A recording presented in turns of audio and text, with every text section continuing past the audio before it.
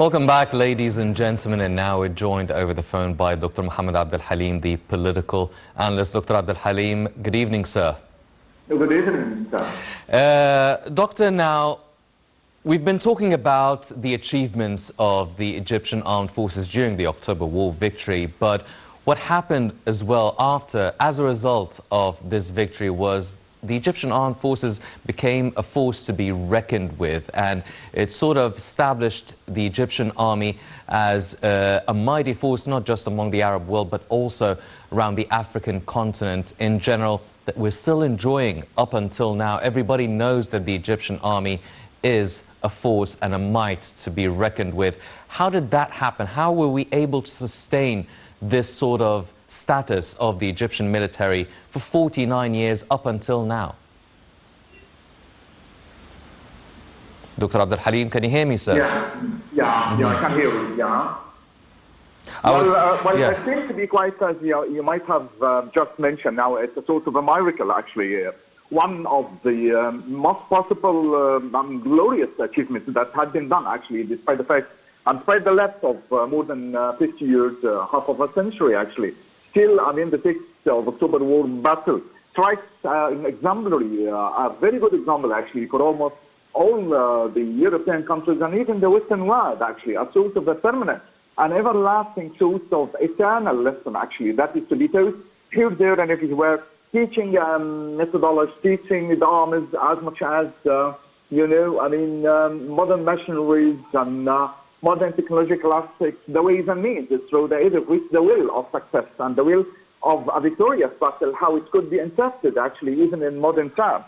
But during that period, actually, that we can really say that the Egyptian armed forces, during the course of the 10th of Ramadan, or the 6th of October War, did achieve a miracle on almost all conceivable respects, on almost all levels, actually, at all scales. It's a sort of a victorious battle, actually, that did achieve a sort of a winning hand, an upper hand over the Israeli army during its own sense of pride, as much as the notorious arrogance, actually, that was very much spread here, there, and everywhere, putting an end, actually, for all the strategic aims, as much as crossing gallantry, as much as putting, actually, an end and demolishing all the very much fortified points and the notorious parallel line and the dusty barrier, actually, as much as achieving and building, points of that bridges that extended for about 15 kilometers during the early hours, as much as the early years of crossing the canal towards the eastern part of it.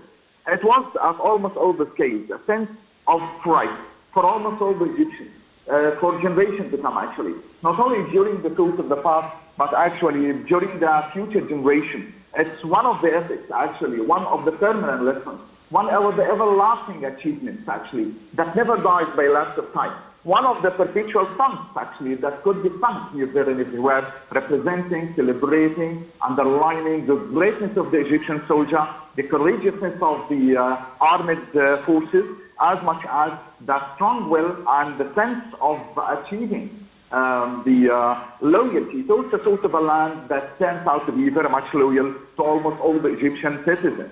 During that early part of the early beginning of about 50 years ago, while the battles were being initiated, actually, underlying the sense of the weakness of the Israeli army forces, it was the speaking of a clear denominator, actually, of the greatness of the Egyptian armed forces here, there, and everywhere.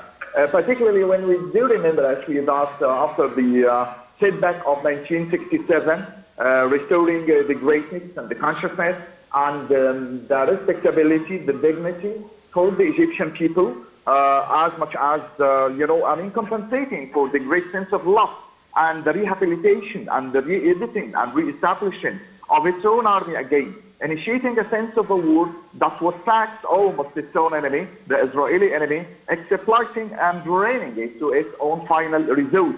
And underlying in the meantime a sense of what you might call the strategic deception, actually.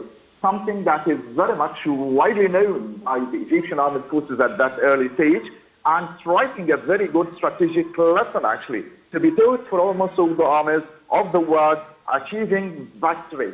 A great deal of victorious battle, actually, during the early days and hours, actually, of a battle that's still an everlasting one indeed, despite all, the circumventing situations and circumstances such as the gap and the sense of the besieging armed forces and the interference of the United States of America, actually. The results that would come out of it will be a permanent suitable lesson that is to be taught for almost all the modern technological aspects and all modern weaponry and armies for both the foes and the enemies as much as the friends, with some everlasting historical incidents and details to be taught, representing the courageousness as much as the strategic deception, actually, on the part of the Egyptian armed forces at those early years of the battle, indeed. Mm-hmm. Well, what about the political outcomes as a result of the October War victory? I mean, late President Anwar Sadat, who was president of Egypt at the time, was dubbed as the man of war and peace because he was the one who was able to take the decision of going into war, and he was the leader who also took the decision to have a peace treaty with Israel later on that still sort of dictated the future, not just of Egypt, but also a big part of the Arab world for the forthcoming future. What were the sort of political repercussions and the results that Egypt bore the fruit of from the October War victory?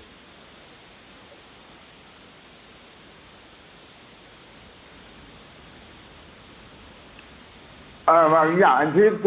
Part of the success, actually, of the late President Mohammed Anwar Sadat, actually, was not just a mere technical, but actually strategic sort of deception, actually. That was one of the reasons, the means through the aid of which, he could achieve a sort of widespread success through the media, representing the fact that each single individual thing was quite normal. The recruitment, actually, against Israel was quite going in its own right way, the quite normal way. The sense of enmity towards Israel was as much as it was indeed, and the needs and the songs for the liberation of the occupied lands was the same degree of courageous songs, actually, representing almost everything that was quite going in its own normal and routine way, actually. Because, any sense of slight change at that early time to Israel would be quite indicative, actually, of giving rise to a great deal of suspicion for the intentions of late Sadat, God bless his soul, as much as Egypt. During the early time of preparation for that sort of strategic deception, actually, despite the historic enmity that was very much recurrent and very much latent to Israel, there was a great need, actually, for representing a sort of a war with all most of us feels at its own disposal, that is getting back, actually, the recruiting soldiers and officers, then talking about preparation for a sense of pilgrimage for officers, and trying to publicize through the media that the Demirdish Hospital was to be very much vacated, actually, for the arrival and the advent and taciturn terms for the injured ones or the injured possible ones during the course of the 6th of October War. Everything was going in its own, ordinary route, such as playing football, actually, among soldiers and officers on the front of the Suez Canal before the advance of the war of about 4 or 5, hours. And in the meantime, the Egyptian intelligence was playing a very striking role, actually, at recruiting information of trying to make what you might call a certain taciturn maneuver that is preparing for the Day of Forgiveness, or El-Ghufran Day, actually, among the Jewish people, which was commonly regarded as a sort of a stoppage for almost all the activities on the Israeli front. And it was quite difficult at that early time to try to detect which is which and what is what, or who is who, about the real intentions of the Egyptian intelligence, actually, at that early time. That's why it was to be consummated is a great deal of success, as much as a great deal of, mastering the situation in the battlefield that would devastate perhaps almost all the fortified points of the Israeli armed forces, actually, at that early time. Yes. Dr. Mohammed Abdul Halim, the political analyst, thank you very much for joining us. Ladies and gentlemen, obviously a very great, glorious week celebrating the 49th anniversary of the October War victory that will be taking place on Thursday, a day of pride, a day of dignity, and a day of an Egyptian will that will be celebrated for decades and decades and centuries to come. That's all for this special edition covering the 49th anniversary of the October War victory. I'm Henny Saif. Thank you for joining us.